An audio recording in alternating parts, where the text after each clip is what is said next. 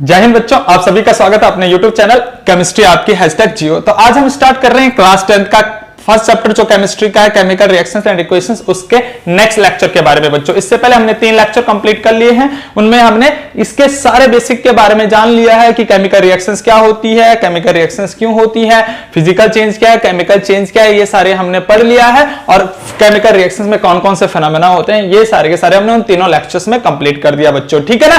तो अब जो हमारे पास ये चौथा लेक्चर्स है, इससे पहले उन 3 लेक्चर्स को जरूर पढ़ लेना बच्चों। उन तीनों लेक्चर्स का जो लिंक है मैं इस वीडियो के डिस्क्रिप्शन में दे रहा हूं, तो वहां से जरूर उन तीनों लेक्चर्स को देखना, क्योंकि वो बहुत इंपॉर्टेंट है, तभी हमें आगे की बातें समझ में आएगी। तो चलिए स्टार्ट करते हैं अपना नेक्स्ट लेक्चर्स। हमारे नेक्स्ट लेक्चर का टॉपिक है बच्चा टाइप ऑफ केमिकल रिएक्शंस के। केमिकल रिएक्शंस के कितने टाइप्स होते हैं, कितने प्रकार होते हैं, तो यहां पर देख लेते हैं type of chemical reactions. Basically हमारे पास 5 हैं, लेकिन हम छठा भी पढ़ लेते हैं। 5 हमारे पास कौन कौन से हैं? सबसे पहला हमारे पास कॉम्बिनेशन रिएक्शंस। क्या है बच्चा? कॉम्बिनेशन रिएक्शंस, ठीक है ना। यानी कि सबसे पहले combination reactions.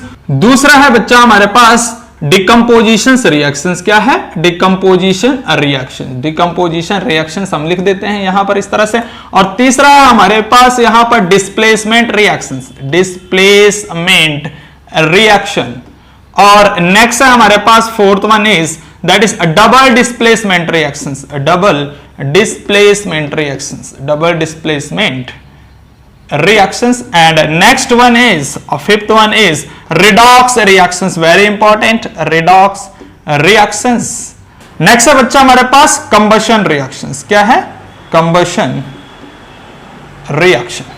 Is it clear? तो ये हमारे पास जो कुछ 6 टाइप्स की रिएक्शंस है, इनको हमने एक एक करके पढ़ना है। तो सबसे पहले जिक्र कर रहे हैं कॉम्बिनेशन रिएक्शंस। और कॉम्बिनेशन रिएक्शंस में क्या है, यहां पर ध्यान दीजिए, नाम में ही काम है। नाम से ही पूरी की पूरी रिएक्शंस अपने आप में झलक रही है। वो किस तरह से झलक रही है? कॉम्बी। कॉम्बी का मतलब है कॉम्बो। कॉम्बो का मतलब कंबाइन करना है ना, यानी कि 2 जिस्म एक जहां बनाना है, यानी कि दोनों को मिला देना। जो 2 अलग अलग हैं या फिर 2 से ज्यादा अलग अलग हैं, उनको आपस में एक कर देना। That means a combination reaction. इसका मतलब होता है जोड़ना, यानी कि 2 या फिर 2 से ज्यादा रिएक्टेंट को आपस में जोड़ के केवल एक ही बनाना। क्या है? Combination reactions. इसको इस तरह से याद रखना, 2 जिस्म एक जान, यानी कि रिएक्टेंट 2 हो सकते हैं या फिर 2 से ज्यादा हो सकते हैं, और हमेशा एक जान का मतलब एक ही प्रोडक्ट बनेगा। तो इसकी डेफिनेशंस देख लेते हैं बच्चा। हम बोलेंगे रिएक्शंस इन विच ऐसी रिएक्शन जिसमें रिएक्शन इन विच 2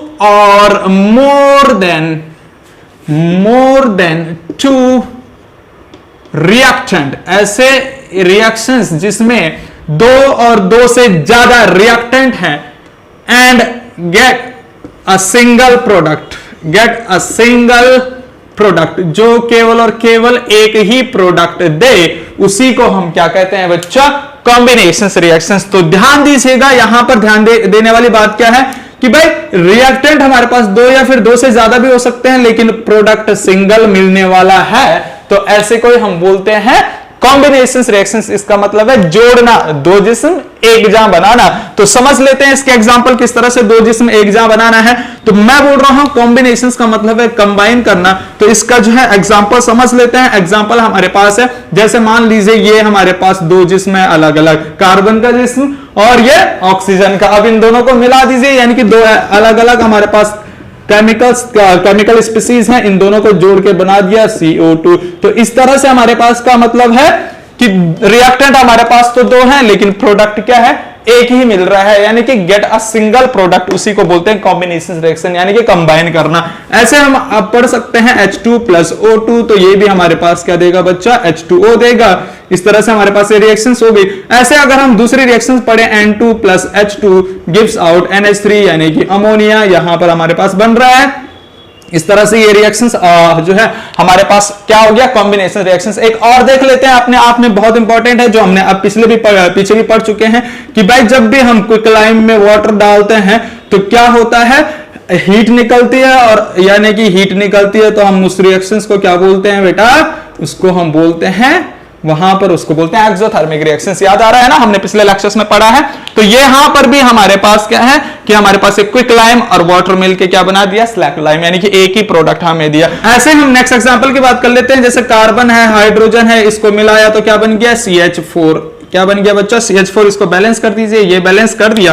और अगर हम इस बात करें इसकी CH4 की, तो ये है हमारे पास बच्चा, इसको बोलते हैं मीथेन। और ये मीथेन क्या होता है, एक गैस होती है ये, है ना, ये एक गैस, मीथेन गैस हम बोलेंगे, ये क्या है, एक गैस। और ये कौन सी गैस है, ये बायोगैस है। क्या है, बायोगैस, गोबर गैस जिसे बोलते हैं ना। तो वहां की सबसे मेन गैस है मीथेन गैस, जो कि मिथेनोजन बैक्टीरिया के द्वारा बनता है वहां पर, है ना, वो बायोगैस। यही गैस बहुत इंपॉर्टेंट है वहां पर। इसके अलावा और भी होती है, लेकिन ये सबसे इंपॉर्टेंट गैस आती है वहां पर बायोगैस में, यानी कि मीथेन गैस। इसको एज अ फ्यूल भी यूज करते हैं, है ना।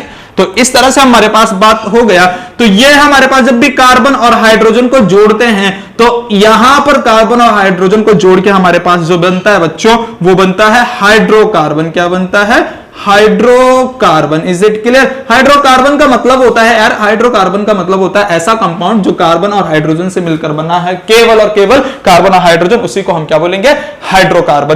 तो इतना सारा हमारे पास क्या हो गया, कॉम्बिनेशन रिएक्शंस हो गया, समझ में आ गया। तो यहां पर मैंने क्या बोला, दो जिस्म मतलब दो अलग अलग रिएक्टेंट है और एक ही प्रोडक्ट दे दिया उन्होंने, यानी कि एक जान दे दिया। तो आ गया समझ में। तो इस तरह से यहां पर हमारे पास हो गया कॉम्बिनेशन रिएक्शंस।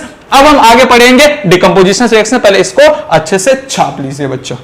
दूसरा टाइप ऑफ रिएक्शन है बच्चा हमारे पास डिकम्पोजिशन रिएक्शन। हम क्या बोल रहे हैं, डिकम्पोजिशन रिएक्शन। डिकम्पोजिशन रिएक्शंस बहुत इंपॉर्टेंट है हमारे पास। ये जस्ट उल्टा है किसका, किसका अपोजिट है, ये कॉम्बिनेशन रिएक्शंस के। कैसा अपोजिट है, डिकम्पोजिशन का मतलब क्या होता है, डिकम्पोजिशन का मतलब होता है टूटना, यानी कि बिखर जाना, अलग अलग करना, टुकड़ों में बांट देना। यानी कि कोई सिंगल है, उस सिंगल को अलग अलग बांट देना, टुकड़ों में कर देना, दैट इज डिकम्पोजिशन। तो हम क्या बोलेंगे कि यहां पर क्या होगा, एक रिएक्टेंट होगा और एक से ज्यादा प्रोडक्ट होंगे, यानी कि दो या फिर दो से ज्यादा प्रोडक्ट यहां पर देखने को मिलेंगे। तो इसी वजह से हम इसको क्या कहते हैं कि ये अपोजिट है किसके, कॉम्बिनेशन रिएक्शंस के। क्योंकि कॉम्बिनेशन रिएक्शन में क्या हो रहा था बच्चों, रिएक्टेंट एक से ज्यादा था, यानी कि दो या तीन इस तरह से रिएक्टेंट था और प्रोडक्ट केवल एक ही मिल रहा था हमारे पास। तो इसकी डेफिनेशंस पे आ जाते हैं। डेफिनेशन किस तरह से लिखेंगे, the reactions in which single reactant get two or more product, जो दो या फिर उससे ज्यादा प्रोडक्ट देता है उसी को हम क्या बोलते हैं बच्चों, डिकम्पोजिशन रिएक्शंस। दूसरी बात हम क्या लिख दे रहे हैं यहां पर कि ये अपोजिट है किसके अपोजिट है बच्चा, ये opposite to the combination reactions. Combination reactions के अपोजिट है। तो यहां पर सारे के सारे एग्जांपल क्या हो जाएंगे, उसके अपोजिट हो जाएंगे। तो इसका एग्जांपल पढ़ते हैं। तो यहां पर एग्जांपल जब भी हम पढ़ते हैं बच्चों, तो यहां पर बहुत ज्यादा इंपॉर्टेंट पूछता है कि डिकम्पोजिशन किस किस की वजह से हो रहा है। यानी कि यहां पर पूछता है हीट की वजह से डिकम्पोजिशन बताइए, इलेक्ट्रिसिटी की वजह से डिकम्पोजिशन बताइए, लाइट की वजह से डिकम्पोजिशन बताइए। तो सबसे पहले हमारे पास एग्जांपल में आ जाएगा डिकम्पोजिशंस बाय, यानी कि हम बोलेंगे डिकम्पोजिशंस बाय हीट। तो हीट के द्वारा डिकम्पोजिशन है, हीट का साइन हम डेल्टा से रिप्रेजेंट करते हैं। तो देखिएगा हीट के द्वारा डिकम्पोजिशंस की अगर हम बात कर रहे हैं तो डिकम्पोजिशंस बाय हीट में सबसे पहला एग्जांपल अगर हम बात करें तो जैसे यहां पर क्या होता है, हमने अभी पढ़ा था CO2। तो CO2 को जैसे अगर हम हीट करें तो ये कार्बन प्लस ऑक्सीजन में अलग अलग टूट जाएगा। ऐसे अगर दूसरा एग्जांपल की बात करें बच्चों तो हमने NH3 अभी पढ़ा था वहां पर कॉम्बिनेशंस में, और इसको अगर हम हीट करें तो ये N2 और H2 में इधर अलग अलग हो जाएगा। इसको बैलेंस कर देंगे, इस तरह से हमने इसको बैलेंस कर दिया। ठीक ऐसे हमारे पास क्या है बच्चों कि हमने अभी H2O भी पढ़ा था, ये H2O है और H2O को हमने क्या कर दिया, इसको हीट कर दिया। तो यहां पर H2 प्लस O2 हमें मिल जाएगा। इस तरह से अलग अलग हो गया और इस तरह से हमारे पास ये पूरा का पूरा क्या हो गया बच्चा, इस तरह से हमारे पास मतलब जस्ट अपोजिट है किसके, कॉम्बिनेशन रिएक्शंस के। ऐसे हमने यहां पर जो है, इससे पहले हमने जो है बहुत इंपॉर्टेंट पढ़ा था कि कैल्शियम कार्बोनेट यानी कि CaCO3 को जो है अगर हम हीट करें, यानी कि हीट डेल्टा साइन किसका है, हीट का, ये इसको हीट करें तो ये टूटता है किसमें बच्चों, calcium oxide AO plus CO2 यहां से कार्बन डाइऑक्साइड गैस निकलती है। तो ये क्या हमारे पास क्विक लाइम और ये है हमारे पास लाइमस्टोन, हमने पिछले वाले लेक्चर्स में पढ़ लिया है। नेक्स्ट हमारे पास एग्जांपल है बच्चा FeSO4 यानी कि फेरस सल्फेट, ये हमारे पास सॉलिड में होता है। इसको भी हम अगर हीट करेंगे तो यहां पर हमारे पास बनेगा Fe2O3 plus SO2 plus SO3, इस तरह से यहां पर हमें देखने को मिलेगा। यानी कि जब भी हम फेरस सल्फेट, ये हमारे पास क्या FeSO4 है, इस FeSO4 को जब भी हम हीट करेंगे, इस फेरस सल्फेट को हीट करेंगे बच्चा, तो ये हमारे पास क्या होगा, ये हमारे पास फेरिक ऑक्साइड बनेगा। इसका नाम लिख लेते हैं, नाम ये है हमारे पास, ये है फेरस सल्फेट, फेरस सल्फेट है ना, ये है फेरस सल्फेट। और ये हमारे पास बना फेरिक ऑक्साइड, फेरिक ऑक्साइड। और ये बन गया हमारे पास सल्फर डाइऑक्साइड, ये सल्फर डाइऑक्साइड है, सल्फर डाइऑक्साइड, ठीक। और ये हमारे पास सल्फर ट्राइऑक्साइड, ये दोनों ही ऑक्साइड जो है सल्फर की, ये हमारे पास एसिडिक ऑक्साइड होती हैं, सल्फर ट्राइऑक्साइड है ना।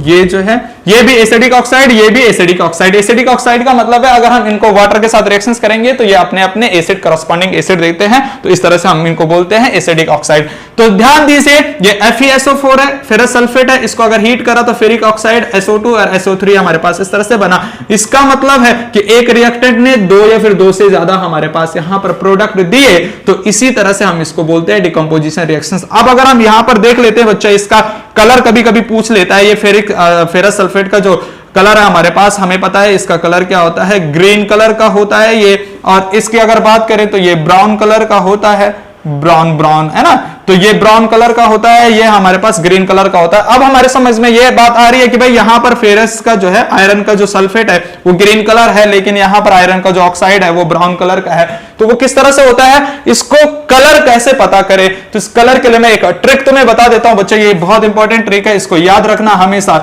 इस ट्रिक को याद रखना। वो ट्रिक है क्या कि हमारे पास है ग्रीन क्रो, क्या है बच्चा, ग्रीन क्रो, या यहां पर क्रोमियम है, ग्रीन क्रो फसा F2+ है ना, यानी कि यहां पर ग्रीन क्रो फसा।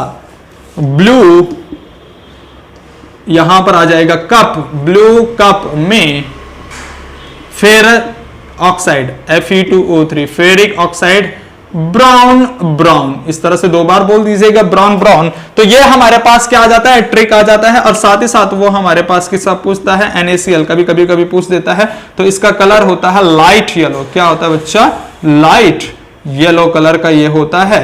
तो हमारे पास ट्रिक इसकी याद रखनी है कि ग्रीन क्रो फसा ब्लू कप में फेरिक ऑक्साइड ब्राउन ब्राउन। तो यहां पर देखिएगा ग्रीन ग्रीन ये सब क्या है हमारे पास कलर है, ग्रीन क्या है कलर, क्रो मतलब क्रोमियम आयन, कौवा मत समझ लेना बच्चा है ना, ग्रीन क्रो, क्रो मतलब क्रोमियम आयन, फसा फसा मतलब ferrous ion, Fe2+ ion, that is ferrous ion. तो ये दोनों क्या होते हैं, जब भी ये दोनों हमें आयन मिले, इस तरह से दोनों आयन मिले तो वो क्या होता है, ग्रीन कलर का होता है। जैसे यहां पर Fe देखो 2+ में है, तो यहां पर Fe2+ में होता है क्योंकि SO4 2 नेगेटिव होता है, तो Fe पे 2 पॉजिटिव चार्ज आता है। जब भी Fe पे 2 पॉजिटिव चार्ज आएगा तो वो ग्रीन कलर का होगा। Is it clear. दूसरा Cu2 पॉजिटिव, तो Cu2 पॉजिटिव क्या है, वो ब्लू कलर का होता है। तो हम बोल रहे हैं ग्रीन क्रो फसा ब्लू कप में, इस तरह से हो गया। Ferric oxide brown brown, ferric oxide brown brown का मतलब है बच्चा कि यहां पर जो आयरन ऑक्साइड है, यहां पर Fe जो है वो अपनी 3 पॉजिटिव ऑक्सीडेशन स्टेट में है, जबकि यहां पर 2 ऑक्सीडेशन स्टेट में है। यहां पर +3 में है, तो +3 ऑक्सीडेशन स्टेट में आयरन क्या होता है, ब्राउन कलर का होता है। Is it clear. जैसे लोहे पे जंग लगना, रस्टिंग ऑफ आयरन, वो भी हम आगे पढ़ेंगे, तो वहां पर भी फेरिक ऑक्साइड होता है जो कि ब्राउन कलर का होता है। Is it clear. तो ये ट्रिक हमारे पास हो गई, ग्रीन क्रो फसा ब्लू कप में फेरिक ऑक्साइड ब्राउन ब्राउन। ये में तो ऐसे ही हमने जो है रिदम बनाने के लिए अपनी ट्रिक में रखा हुआ है, ये कोई एग्जांपल नहीं है बच्चा। कहीं पता चल रहा है कि यहां पर ये हमने ट्रिक जो है समझने के लिए बोला कि ये एग्जांपल नहीं है, ये बस याद रखने का मैंने ट्रिक बता रखा है कि ग्रीन क्रो फसा ब्लू कप में फेरिक ऑक्साइड ब्राउन ब्राउन, और बाकी NaCl का याद रखना है कि क्या होता है, लाइट येलो। इसके अलावा हमसे ज्यादातर नहीं पूछता हो, ठीक है ना। तो ये हमारे पास यहां से हमें पता चला कि ये क्या है, ग्रीन कलर का है, और ये क्या है, ब्राउन कलर का। Is it clear. तो हमारे पास हमने सबसे पहला पढ़ लिया डिकम्पोजिशंस बाय हीट, नेक्स्ट पढ़ेंगे decompositions by electricity and decompositions by light. तो पहले इसको छाप लीजिए, फिर हम आगे बढ़ रहे हैं।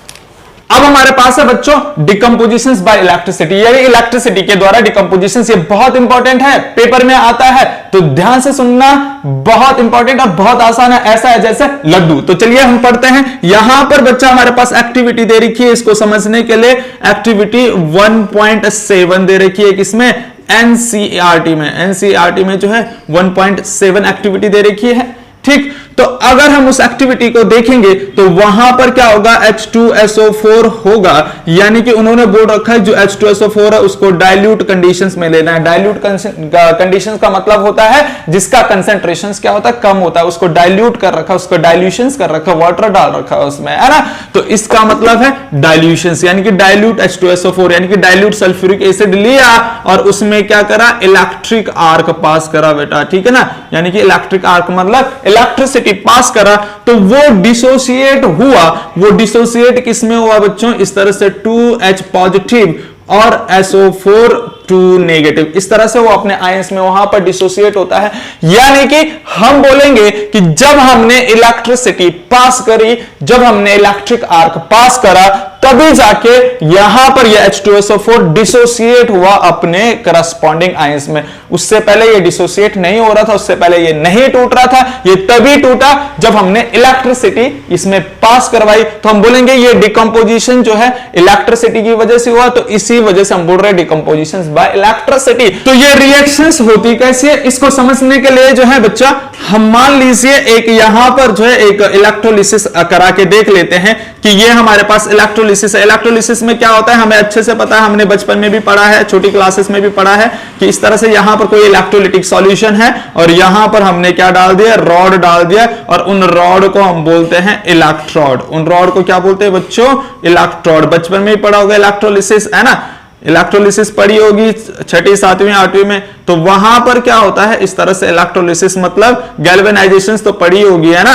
तो इस तरह से वहां पर क्या होता है, हमारे पास ये इलेक्ट्रोलिटिक सॉल्यूशन होता है। यहां पर जो है ये इलेक्ट्रोड डले होते हैं, एक इलेक्ट्रोड पॉजिटिवली चार्ज होता है, दूसरा नेगेटिवली चार्ज होता है। तो जो नेगेटिव चार्ज होता है उसको हम बोलते हैं वहां पर कैथोड, और जो पॉजिटिव चार्ज होता है उसको हम बोलते हैं बच्चों एनोड वहां पर। Is it clear? तो इस तरह से वहां पर क्या होता है, इलेक्ट्रोलिसिस होता है, और ये क्या होता है, इलेक्ट्रोलिटिक सॉल्यूशन। ये क्या होता है, इलेक्ट्रोलिटिक सॉल्यूशन, यानी कि ऐसा सॉल्यूशंस जिसमें क्या होता है, इलेक्ट्रोलाइट्स पाया जाता है। अब इलेक्ट्रोलाइट्स क्या होता है, इलेक्ट्रोलाइट्स ऐसा केमिकल होता है जो इलेक्ट्रिसिटी की प्रेजेंस में अपने करस्पॉन्डिंग आयंस में टूट जाता है, उसी को हम बोलते हैं इलेक्ट्रोलाइट। तो मान लीजिए यहां पर ये इलेक्ट्रोलाइट डाल रखा है, कौन सा वाला, H2SO4। ये H2SO4 यहां पर इलेक्ट्रोलाइट डाल रखा है। तो जैसे हमने इन इलेक्ट्रोड के थ्रू, इस एनोड और कैथोड के थ्रू इलेक्ट्रिसिटी पास करी, तो ये इस तरह से डिसोसिएट हो रहा है अपने करस्पॉन्डिंग आयंस में।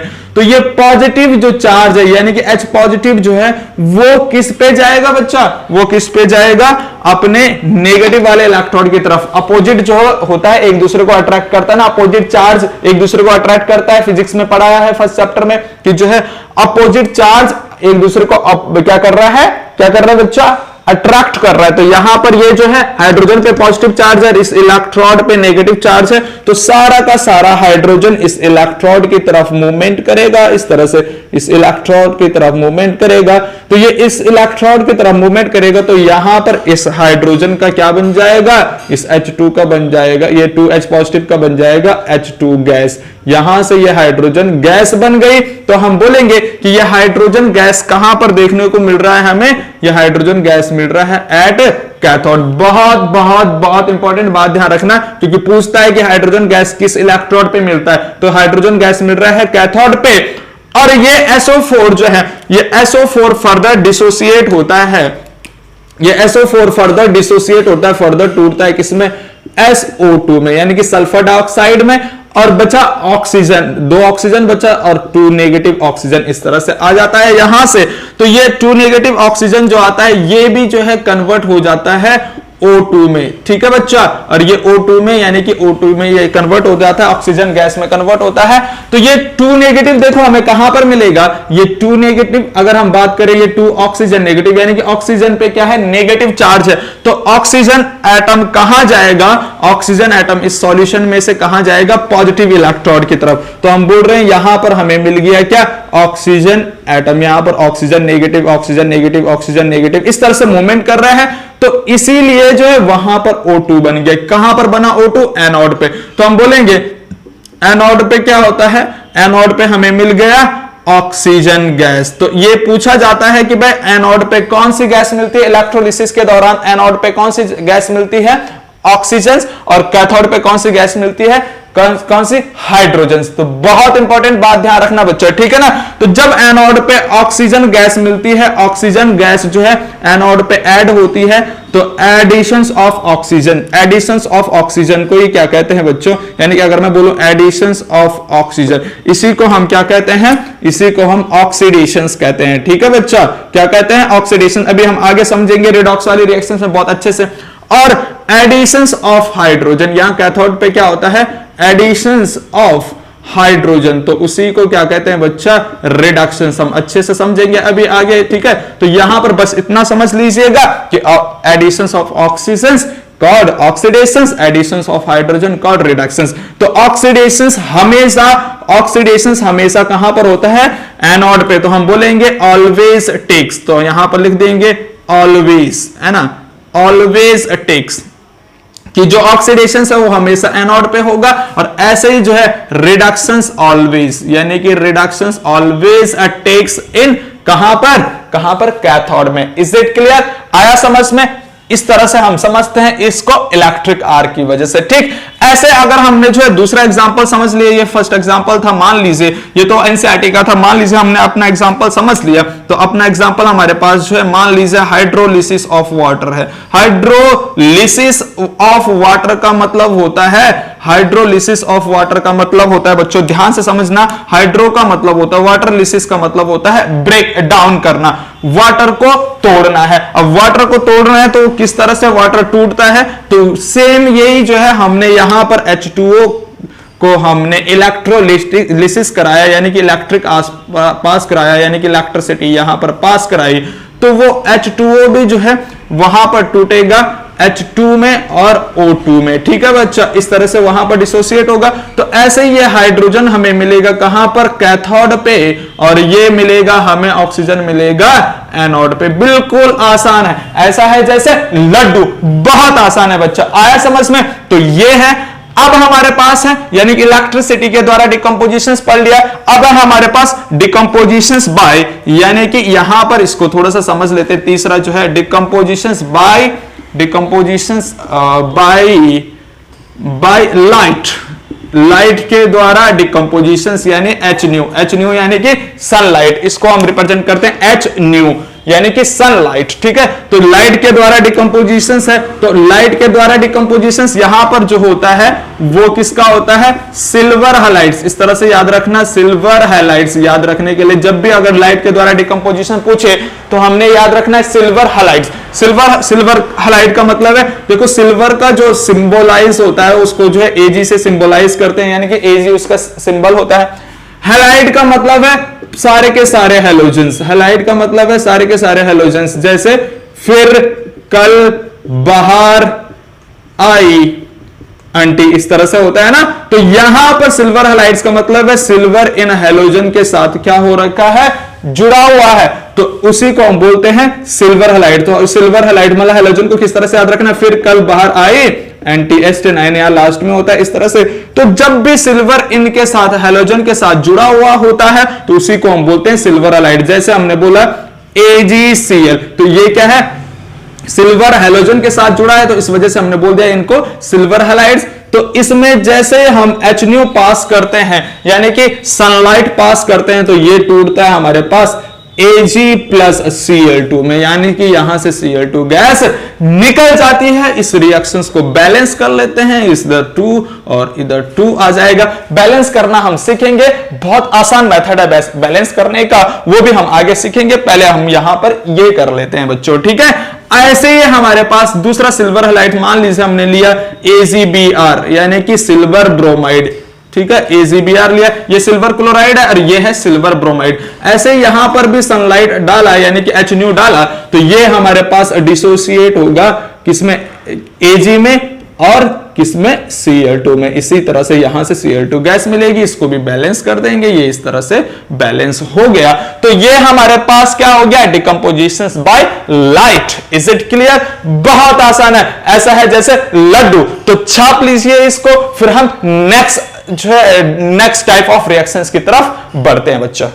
जो नेक्स्ट टाइप ऑफ रिएक्शन है बच्चा हमारे पास, वो है डिस्प्लेसमेंट रिएक्शंस। क्या है? Displacement reaction. सारा का सारा जो है नाम में ही झलक रहा है, सारी की सारी रिएक्शंस का काम जो है नाम में ही झलक रहा है। तो देखिएगा, डिस्प्लेसमेंट रिएक्शन, डिस्प्लेसमेंट रिएक्शंस का मतलब है डिस्प्लेस करना, हटाना। तो यहां पर क्या होता है, highly reactive metals less reactive metals को डिस्प्लेस कर देता है, उसको उसकी जगह से, और अपने आप उसकी जगह पे आ जाता है। तो इसी रिएक्शंस को बोलते हैं डिस्प्लेसमेंट रिएक्शंस। तो हम यहां पर इसकी डेफिनेशंस क्या लिख लेंगे बच्चा, यहां पर द रिएक्शंस, यहां पर इस तरह से लिखेंगे, the reactions in which higher reactive metal, highest reactive metal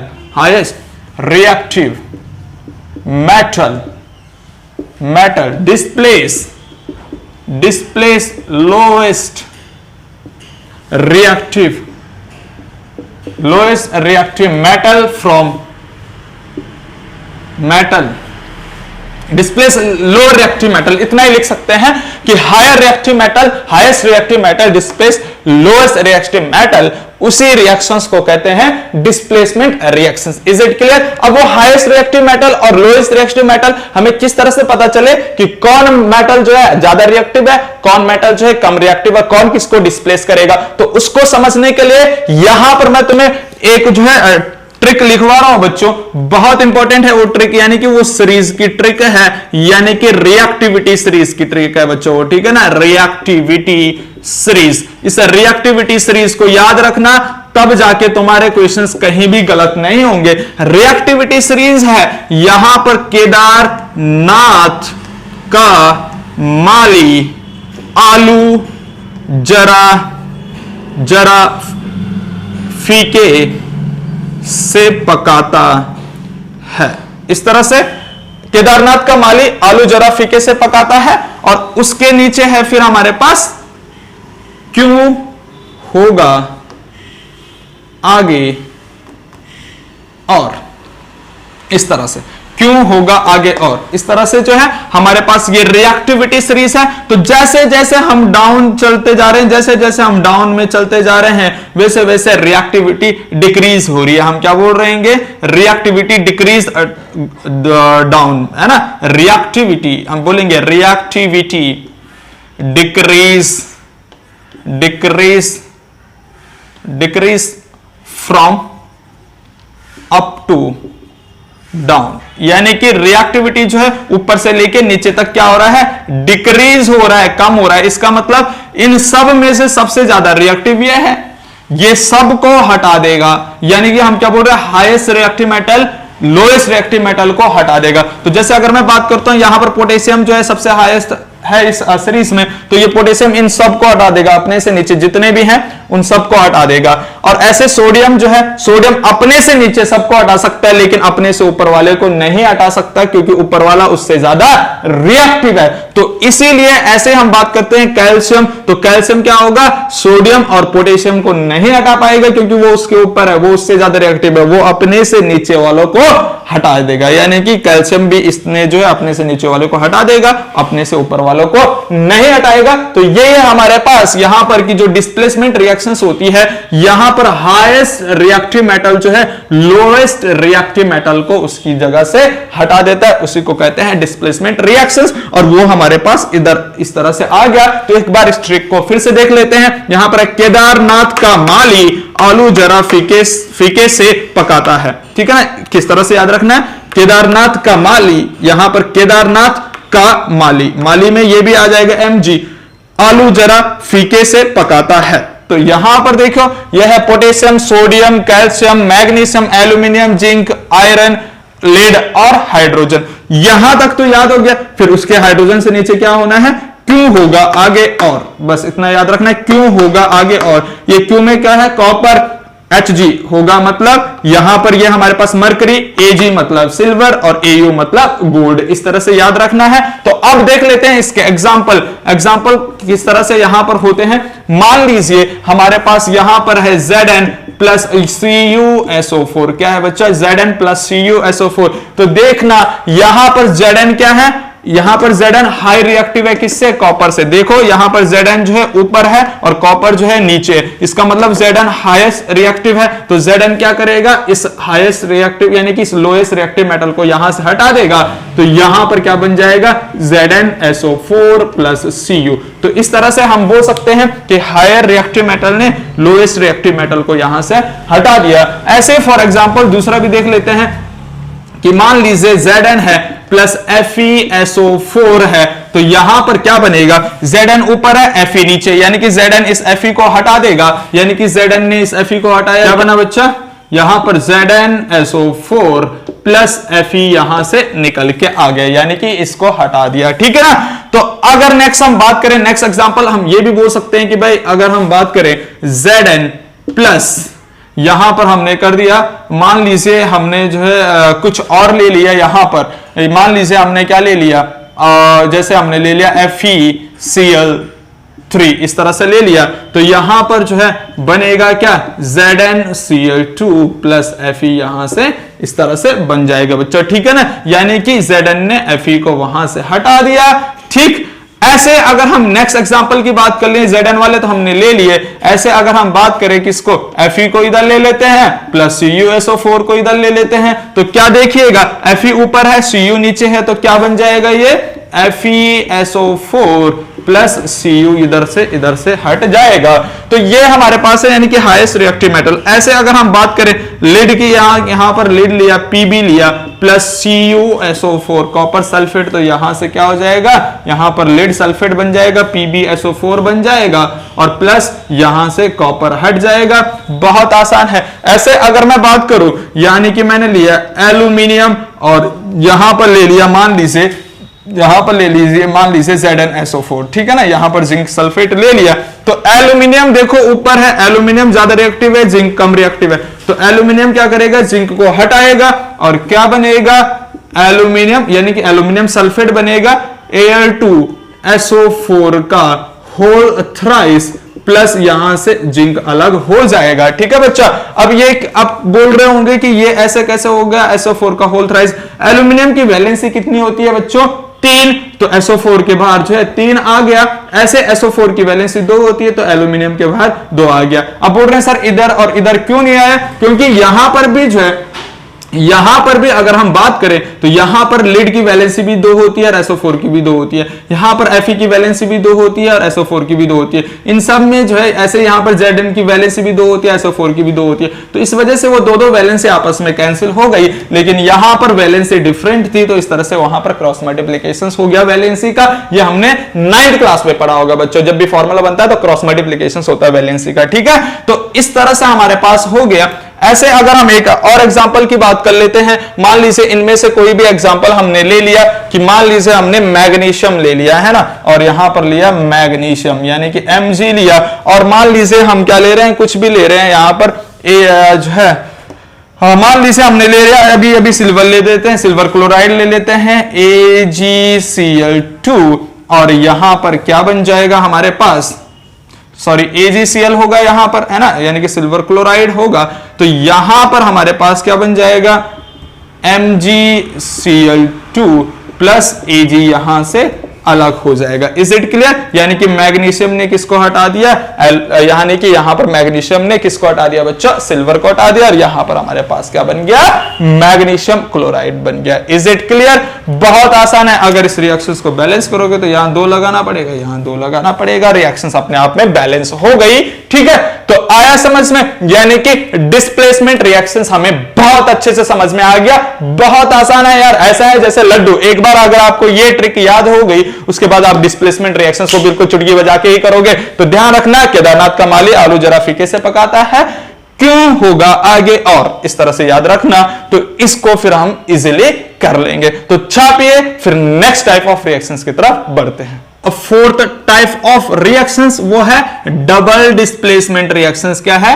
double displacement. अब बोल रहे होंगे सर डबल डिस्प्लेसमेंट क्या दो बार डिस्प्लेसमेंट होता है? नहीं बच्चा, यहां पर तो ये और भी आसान है, यहां पर तो कुछ करना ही नहीं है, यहां पर केवल आयन एक्सचेंज करना है। ऐसे रिएक्शंस जिसमें आयन का एक्सचेंज हो रहा हो उसे रिएक्शंस को हम कहते हैं डबल डिस्प्लेसमेंट। तो पहले इसकी डेफिनेशन लिख लेते हैं तब समझते हैं, यानी कि the reactions in which exchange of ion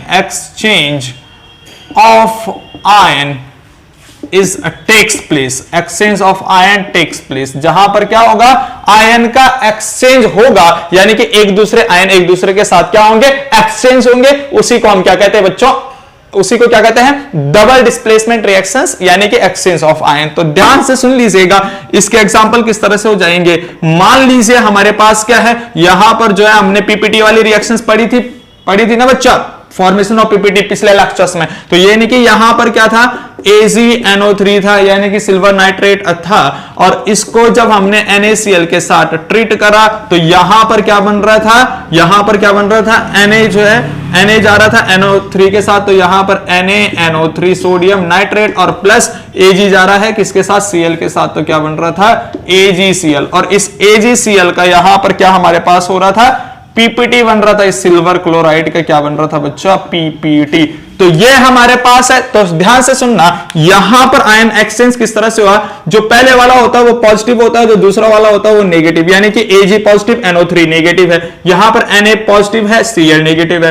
तो देखो पॉजिटिव जो है वो नेगेटिव की तरफ जाएगा और यहां पर जो ये नेगेटिव है वो पॉजिटिव की तरफ जाएगा। इस तरह से हम बोलेंगे आयन एक्सचेंज। और लिखा किसको जाता है हमेशा? पहले पॉजिटिव को ही लिखा जाता है। पहले जैसे Na NO3 के साथ गया तो सबसे पहले Na लिखा जाएगा तब NO3 लिखा जाएगा, यानी कि अपोजिट मत लिखना NO3 Na, है ना? ऐसा मत करना बच्चों, क्योंकि सबसे पहले पॉजिटिव वाला आता है तभी जो है नेगेटिव वाला आता है। Is it clear? तो ऐसे हमारे पास AgCl यानी कि वहां पर पीपीटी के तौर पे बन गया। अब हमारे पास इसका दूसरा एग्जांपल समझ लेते हैं। मान लीजिए कि दूसरा एग्जांपल हमने जो है यानी कि नाइट्रेट का ही लिया, और इस नाइट्रेट की जगह पे जो है Ag की जगह पे हमने ले लिया लीड नाइट्रेट, यानी कि PbNO3 का होल ट्वाइस। अब यहां पर होल ट्वाइस क्यों आया? क्योंकि यहां पर लीड की वैलेंसी 2 है, तो इस वजह से ये 2 आ गया। यहां पर Ag की वैलेंसी 1 थी, NO3 की भी 1 थी, तो ये ऐसे ही रहा। यहां पर लीड की 2 है, Na3 की 1 है, तो यहां पर क्रॉस मल्टीप्लिकेशन होके यहां पर 2 वैलेंसी आ गया NO3 के बाद। ठीक है, तो यानी कि हमारे पास है PbNO3, और PbNO3 को अगर मैं रिएक्शंस करता हूं पोटेशियम आयोडाइड के साथ, बहुत इंपॉर्टेंट है, ध्यान देना। तो यहां पर Pb के साथ देखो, अब देखो यहां पर पहले आयन पहचानो, तो यह है Pb पे है 2+ चार्ज और NO3 पे है 1 नेगेटिव चार्ज, है ना? इस तरह से यहां पर, तो यहां पर है पोटेशियम पे 1 पॉजिटिव चार्ज, I पे 1 नेगेटिव चार्ज। अब देखो मैं बोल रहा हूं Pb किसके साथ जा रहा है? पॉजिटिव जो है नेगेटिव के साथ जा रहा है, तो यहां पर क्या बनेगा बच्चों? यहां पर बनेगा PbI2, क्योंकि Pb की वैलेंसी 2 थी, आयोडीन की 1 थी, तो बन गया PbI2, यानी कि लीड आयोडाइड बन गया। प्लस K पे भी एक वैलेंसी 1 पॉजिटिव और NO3 पे भी 1 नेगेटिव है, तो हम बोलेंगे यहां पर क्या बन गया बच्चा? KNO3 potassium nitrate. Is it clear? बहुत आसान है, बहुत इजी है। तो यहां पर इस तरह से बन गया। नेक्स्ट एग्जांपल ले लेते हैं, एक और एग्जांपल ले लेते हैं। मान लीजिए हमने यहां पर ले लिया सोडियम सल्फेट Na2SO4, यानी कि सोडियम सल्फेट, और इसके साथ डाल दिया मान लीजिए बेरियम क्लोराइड BaCl2, तो बेरियम क्लोराइड डाल दिया। तो अब देखिए यहां पर क्या है? देखो सोडियम पे क्या आएगा? सोडियम पे आएगा 1 पॉजिटिव चार्ज, SO4 पे 2 नेगेटिव चार्ज। ठीक है, तो इस तरह से हमारे पास क्या है? ऐसे ही यहां पर Ba पे आ जाएगा 2 पॉजिटिव चार्ज और क्लोरीन पे आ जाएगा 1 नेगेटिव चार्ज। ठीक है ना? तो ये बहुत इजी है हमारे पास। तो इस तरह से हमने बोलना है कि ये सोडियम पे जो है पॉजिटिव चार्ज है और यहां पर क्लोरीन पे नेगेटिव चार्ज है, तो सोडियम किसके साथ जाएगा? क्लोरीन के साथ। तो 1 पॉजिटिव 1 नेगेटिव के साथ, तो मतलब हमारे पास क्या बनने वाला है? यहां पर NaCl ही बनेगा बच्चा। क्या बनेगा? NaCl बनेगा। प्लस अब देखो SO4 पे 2 नेगेटिव चार्ज और Ba पे भी 2 पॉजिटिव चार्ज, तो 2 बराबर हो जाएगा। तो यानी कि सिंपल हमारे पास क्या बनेगा? बेरियम सल्फेट BaSO4, ये बन गया बेरियम सल्फेट। और ये बेरियम सल्फेट डिपॉजिट हो जाता है, इसको भी यहां पर क्या बनता है, ये पीपीटी की तरह यहां पर काम करता है। ऐसा पीपीटी क्या होता है बच्चा, ये बेरियम सल्फेट, इसको याद रखना, बेरियम सल्फेट, ये बहुत इंपॉर्टेंट है। इस तरह से यहां पर पेपर में पूछा जाता है कि ये टाइप ऑफ रिएक्शंस किसकी है, इस तरह से रिएक्शंस दे देगा, बोलेगा पहचानो इनमें से कौन सी रिएक्शंस है, ये डबल डिस्प्लेसमेंट में है, डिस्प्लेसमेंट है, डिकम्पोजिशंस है या फिर कॉम्बिनेशंस है। तो इस तरह से ऑप्शन दे देगा। हमें पता है जहां पर आयन का केवल एक्सचेंज हो रहा है, यानी पॉजिटिव नेगेटिव आयन एक दूसरे के साथ एक्सचेंज हो रहे हैं, उसी रिएक्शंस को हम क्या कहते हैं बच्चों, डबल डिस्प्लेसमेंट कहते हैं। इज इट क्लियर, आया समझ में, छापिए, फिर हम नेक्स्ट की तरफ बढ़ते हैं। नेक्स्ट रिएक्शन है बच्चा हमारे पास पांचवी जो रिएक्शन है दैट इज रिडॉक्स रिएक्शंस। क्या है बच्चा, रिडॉक्स रिएक्शंस। रिडॉक्स रिएक्शंस होता क्या है, रिडॉक्स रिएक्शंस को समझते हैं तो यहां पर रेड और ऑक्स से मिलकर बनकर, रेड का मतलब होता है रिडक्शन और ऑक्स का मतलब होता है ऑक्सीडेशंस। ठीक है बच्चा, यानी कि रिडक्शंस और ऑक्सीडेशंस, ऐसे रिएक्शंस जहां पर रिडक्शंस भी हो रहा है और ऑक्सीडेशंस भी हो रहा है, एक साथ हो रहा है, ऐसे रिएक्शंस को हम क्या कहते हैं, रिडॉक्स रिएक्शंस। यानी कि ऐसे रिएक्शन जहां पर रिडक्शंस ऑक्सीडेशन एक साथ हो रहा है, उसी रिएक्शंस को हम क्या कहेंगे बच्चा, रिडॉक्स रिएक्शंस बोलेंगे। तो इसकी डेफिनेशंस लिख लेते हैं, the reactions in which reductions and oxidations takes place simultaneously. Oxidations takes place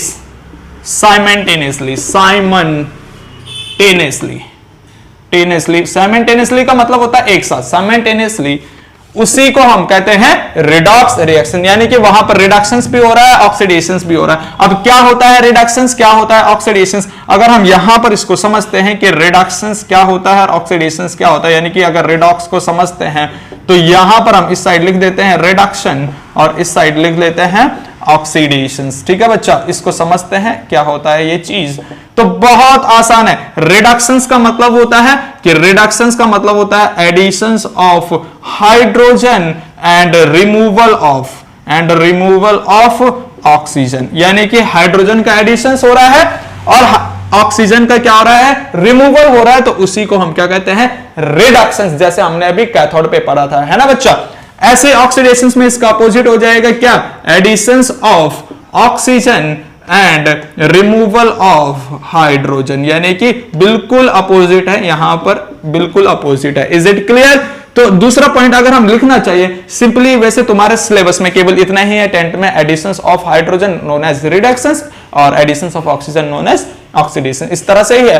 लेकिन जैसे 11th 12th में तुम लोग आओगे, यानी कि हायर क्लासेस में आओगे, तो वहां पर रिडक्शंस का मतलब हम सिंपली समझते हैं, रिडक्शंस का मतलब वहां पर समझते हैं गेन ऑफ इलेक्ट्रॉन्स और ऑक्सीडेशंस का मतलब समझते हैं लॉस ऑफ इलेक्ट्रॉन, बस इतना समझ लेते हैं वहां पर, है ना। तो ये पूरी की पूरी डेफिनेशंस होती हैं। अब इस डेफिनेशंस के बेसिस पे हम कुछ एग्जांपल समझ लेते हैं। तो किसका रिडक्शन किसका ऑक्सीडेशन होता है, यहां पर कुछ एग्जांपल हम समझ रहे हैं। ध्यान से समझना बच्चा कि मान लीजिए यहां पर हमारे पास है कॉपर और कॉपर के साथ ऑक्सीजन रिएक्ट कर रहा है, क्या बन रहा है, क्यूप्रिक ऑक्साइड बन रहा है, यानी कॉपर ऑक्साइड बन रहा है। यहां पर बैलेंस कर रहे हैं इसको, ये तो देखिएगा, हम यहां पर देखिएगा, हम बोलेंगे पहले रिएक्शंस में जो है, इस रिएक्शंस को देखेंगे, यहां पर पहले कॉपर अकेला था, बाद में उस कॉपर के साथ ऑक्सीजन का ऐड हुआ, तो additions of oxygen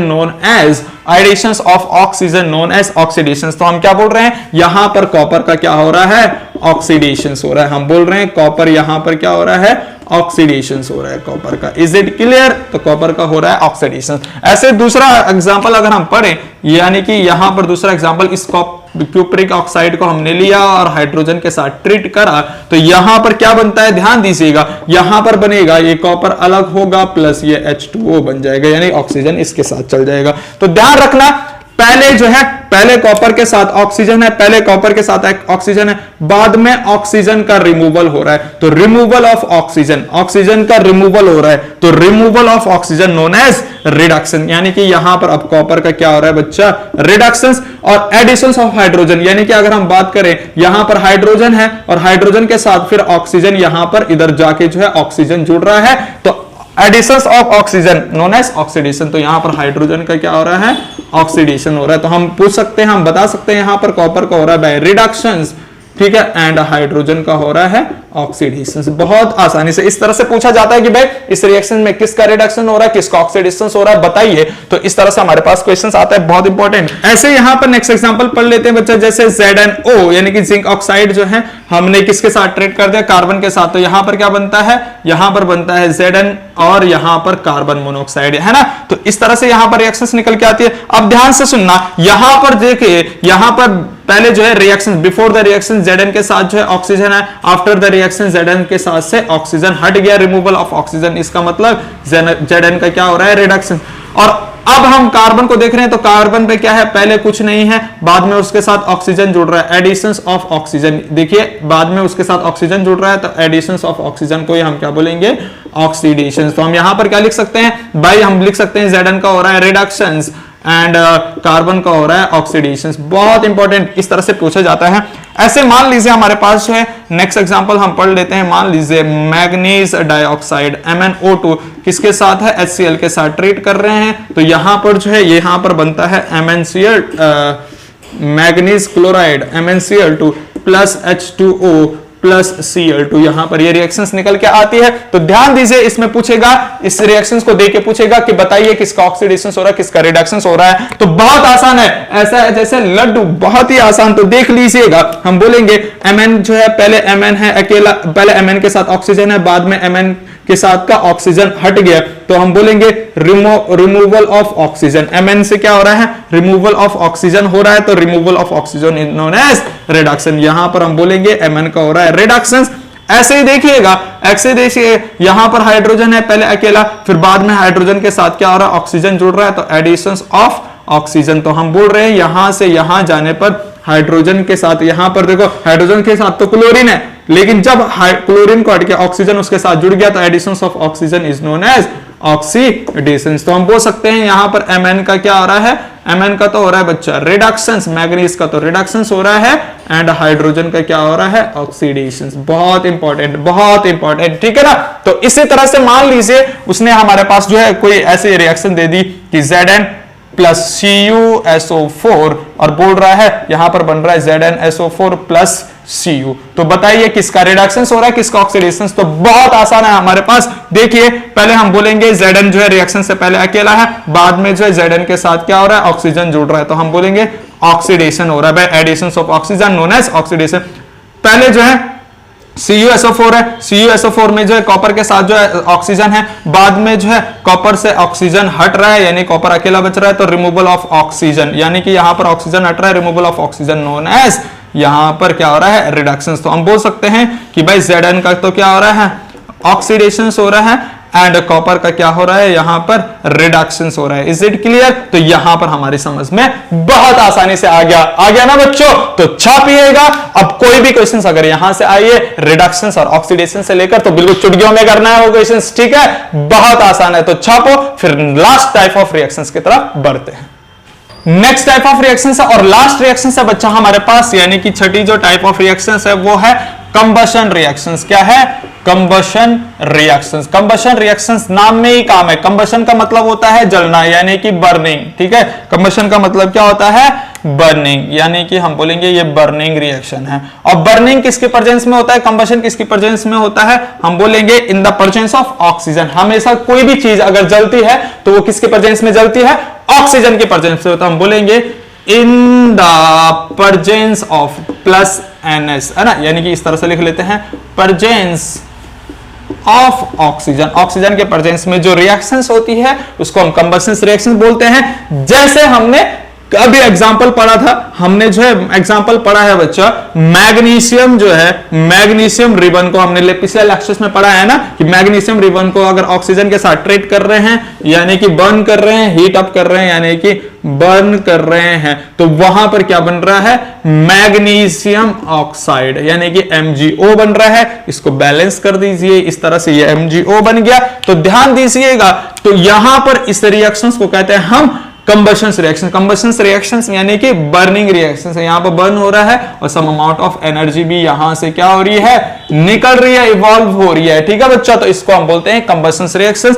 combustion reactions को जो है ऑक्सीडेशन रिएक्शंस भी बोल सकते हैं, ऑक्सीडेशन रिएक्शंस, क्योंकि यहां पर क्या होता है, कंपाउंड का ऑक्सीडेशन होता है। ऐसे ही नेक्स्ट एग्जांपल अगर हम ले ले कि कोई भी हाइड्रोकार्बन है, हाइड्रोकार्बन मतलब कार्बन और हाइड्रोजन का कोई कंपाउंड है, उसमें अगर हम क्या करें, ऑक्सीजन का रिएक्शंस करते हैं तो हमेशा उसका दो ही प्रोडक्ट आता है, CO2 प्लस H2O, चाहे कोई भी हाइड्रोकार्बन हो। यहां पर तो ये मीथेन है, ये क्या है बच्चा, मीथेन, CH4 मीथेन है। तो अगर हमने इसके ऑक्सीजन के साथ ट्रीट करा तो CO2 और H2O दिया।